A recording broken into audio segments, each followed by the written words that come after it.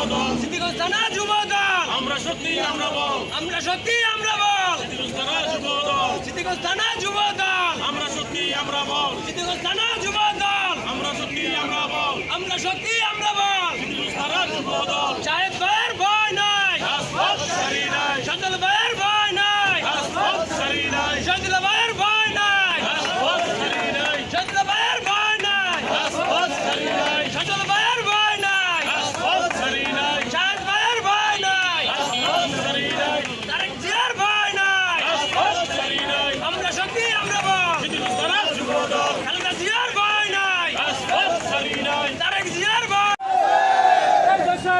প্রতিষ্ঠা করবেন কি আছে, কি আছে,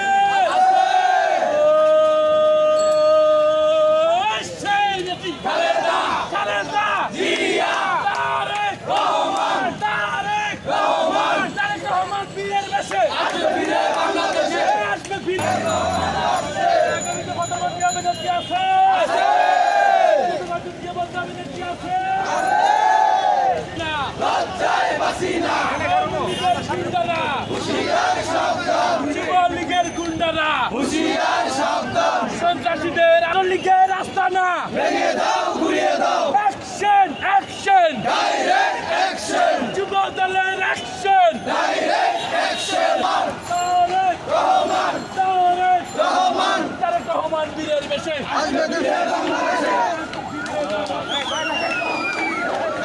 5ই আগস্টে নতুন করে যে দেশ স্বাধীন হয়েছে সেজন্যই আমরা বিজয় র্যালিতে আজকে দেশ স্বাধীন হয়েছে, এটাই বড় কথা। যে ফ্যাসিস্ট শেখ হাসিনা বাংলাদেশকে করে করে খাচ্ছিল ভারতের সহযোগিতায়, এটা থেকে আমরা পরিত্রাণ পাইছি, এটাই মহান আল্লাহ তাআলার কাছে শুকরিয়া। আর সবচেয়ে বড় কথা, শেখ হাসিনার পতনের কারণে দেশে ইসলাম এবং দেশের জনগণ শান্তিতে এখন থাকতে পারতেছে, এটাই সবচেয়ে বড় কথা। আর আমরা দীর্ঘ 17 বছর আন্দোলন সংগ্রামের মাধ্যমে এই দেশের জনগণের পাশে পেয়ে আন্দোলন সংগ্রাম আমরা অগ্রণী ভূমিকা রেখেছি, কেন্দ্রীয় বিএনপি রেখেছে, কেন্দ্রীয় যুবদল রেখেছে।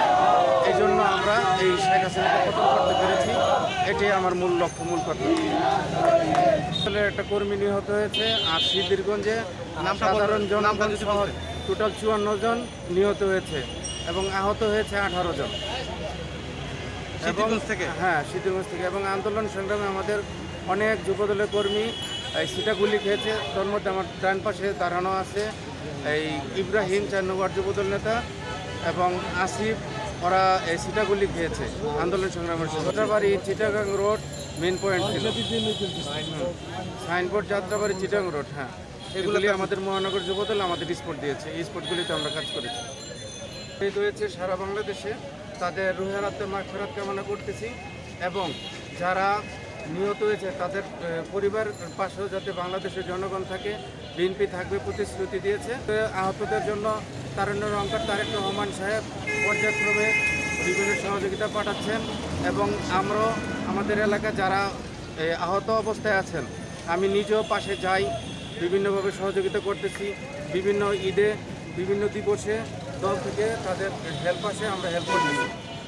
শহীদুল্লাহ ভাইয়ের নেতৃত্বে, শাহেদ সজল ভাইয়ের দিক নির্দেশনায় আমরা আজকে এই বিএনপির জনসভায় সবাই উপস্থিত হয়েছি এবং সবার একই প্রত্যাশা, বাংলাদেশে শহীদ রাষ্ট্রপতি জিয়াউর রহমান আদর্শে রাজনীতি করব এবং যুবদলের নেতৃত্বে আমরা দেশের সর্বমহত্ব, সর্ব জায়গায়, সর্বস্থানে যুবদলের পক্ষ থেকে যে কোনো সময়, যে কোনো বিপদিন মিছিল, মিটিং যাই হোক, আমরা সর্ব জায়গায় উপস্থিত থাকবো ইনশাল্লাহ। আমরা শহীদ ভাইয়ের নেতৃত্বে সিদ্দিকগঞ্জ থানা থেকে সবসময় তারা ডাকে সাড়া দিচ্ছি এবং দিব।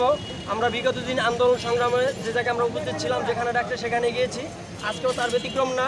আমরা আজকেও শহীদুল ভাইয়ের নেতৃত্বে এখানে এসেছি এবং শাহেদ সজল ভাই সদা সারাক্ষণ আমাদের দিক নির্দেশনা দিয়েছে। শহীদুল ভাইকে যা জানিয়েছে তাই আমাদেরকে উনি সবসময় ফরওয়ার্ড করছে এবং সেই দিক নির্দেশনাই আজকে নারায়ণগঞ্জ জেলা এবং মহানগর এবং থানা থেকে সর্বস্তরের জনগণ বা সর্বস্তরের মানুষ যুবদলের পক্ষে এবং একসাথে সবাই মিলে আজকে এই সেন্ট্রালে আমরা চলে আসছি এবং সেন্ট্রাল থেকে আমাদের একটাই দিক নির্দেশনা আসবে ইনশাল্লাহ। আমরা আশা করি যে আমরা সামনের দিনগুলো যেন শহীদুল্লাহ ভাইয়ের নেতৃত্বে সিদ্দিকগঞ্জ থানার যারাই এতদিন আছি সবাই যেন একসাথে থাকতে পারি, একভাবে চলতে পারি, যেন বিগত দিন যেন আমরা দেখে আসছি বিগত বহুত নেতারাই আসছে যারা নবনেতা ঈশা শহীদুল্লাহ ভাইকে ওভারটেক করতে চায়। আমরা যেন সেই দিক নির্দেশনা থেকে একটু বড় সিনিয়র নেতাদের কাছ থেকে আশা করতে পারি। আমরা শহীদুল্লাহ ভাইকে সিদ্দিকগঞ্জ থানার সভাপতি হিসেবে দেখতে চাই।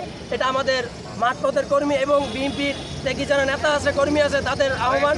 আমরা চাই শহীদুল্লাহ ভাই সিদ্দিকগঞ্জ থানার সভাপতি হোক এবং আমাদের দিক নির্দেশনা দেব, এই বলে আমার প্রত্যাশা রাখি। এবং বিএনপির যুবদলের শক্তভাবে আমরা সংগ্রাম আন্দোলন করব, আমরা বিএনপির দিক নির্দেশনা মানব, এটাই আমাদের প্রত্যাশা ইনশাআল্লাহ। আসসালামু আলাইকুম।